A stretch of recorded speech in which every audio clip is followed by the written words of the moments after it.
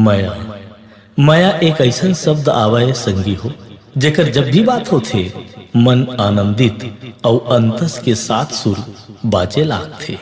दुई प्रेम करैया मन के सुघर नाम माया, एक दूसर ला राधा कृष्ण के समान प्रेम में समर्पित करे के नाम माया। जिंदगी के आस दे के नाम माया। सिरतोन मां प्रकृति के सबले बड़े उपहार कोनो आवे ता ओ हरे माया। माया भाई देवखरे के सुघर गीत आवे माया। प्यार तो एक ताज होता है साथी को जिस पर नाज होता है। प्यार तो एक ताज होता है साथी को जिस पर नाज होता है। कृष्ण और राधा को देखकर पता चलता है कि भगवान भी प्यार का मोहताज होता है, कि भगवान भी प्यार का मोहताज होता है। हे हे हे हे हे ला ला ला ला ला माया हो गे रे तोर संग माया हो गे ना।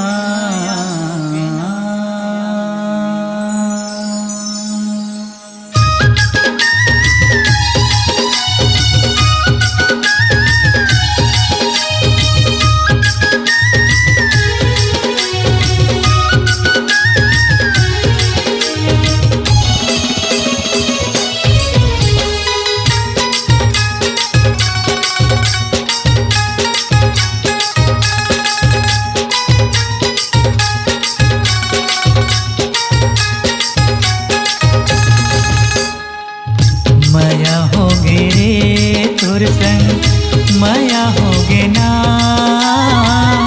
माया हो गे रे तोर संग माया हो गे ना। माया हो गे रे तोर संग माया हो गे ना। माया हो गे रे तोर संग माया हो गे ना। माया हो गे रे।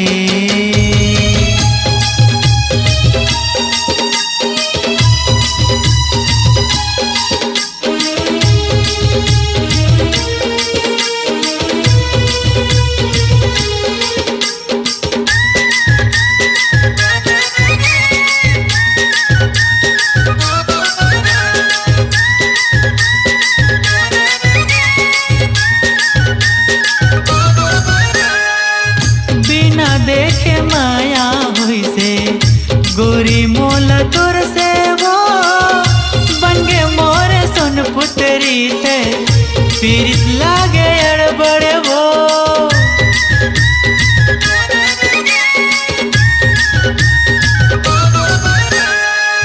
बिना देखे माया हुई से गोरी मोला तुर से वो बन गे मोरे सुन पुतरी थे पीरित लागे अड़बड़े वो। पीरित लागे अड़बड़े वो। पीहू पीहू पीहू बोले पपीहा के तान वो। मीठे बोले गुर तुर भाखा रहे मोरे जान वो। माया हो गे रे तुर संग माया हो गे ना। माया हो गे रे तोर संग माया हो गे ना। माया हो गे रे।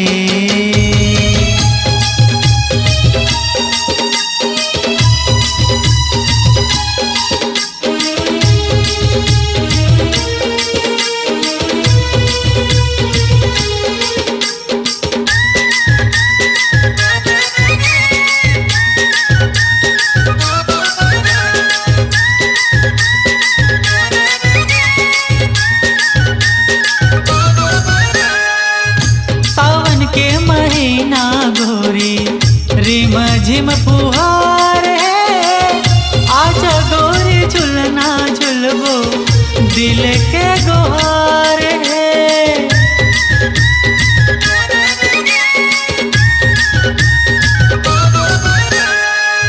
सावन के महीना गोरी रिम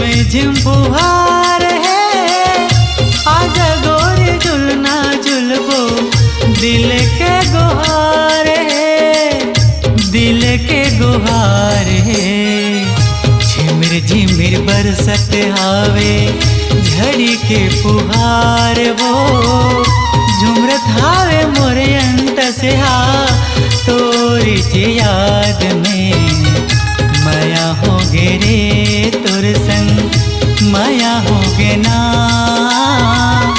माया हो गे रे तोर संग माया हो गे ना माया हो गे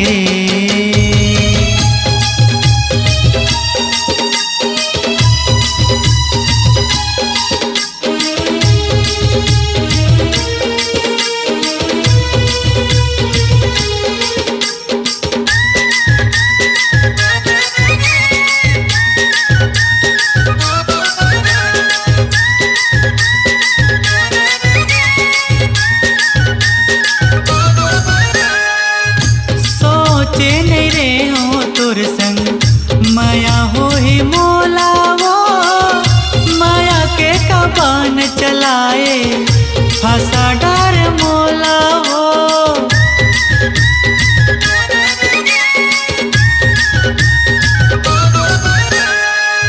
सोचे नहीं रे हो तुर संग माया हो ही मोला वो माया के कबान चलाए फंसा डर मोला वो फंसा डर मोला वो खोपा के तुर जुड़ा गोई मल्ला मोरे भाई वो माथा के तुर टिकली गोरी चंदा कसे लागे हो माया हो गे रे तुर संग माया हो गे ना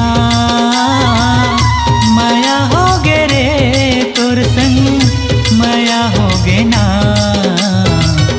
माया हो गे रे तुर संग माया हो गे ना माया हो गे रे तुर संग माया हो गे ना माया हो गे रे तुर संग माया हो गे ना माया हो गे रे तुर संग माया हो गे ना। अपनी आवाज को दीजिए एक नया मुकाम। डिजिटल रिकॉर्डिंग की दुनिया का जाना पहचाना नाम स्वरांजलि, जहां गूंजती हैं ध्वनियां अपनी माटी की सौंधी सुगंध के साथ। छत्तीसगढ़ी संगीत के विविध रंग जो पहुंचाते हैं पूरे प्रदेश में डिजिटल रिकॉर्डिंग के संग। स्वरांजलि स्टूडियो, नेमीचंद गली नंबर 2, गंजपारा, रायपुर।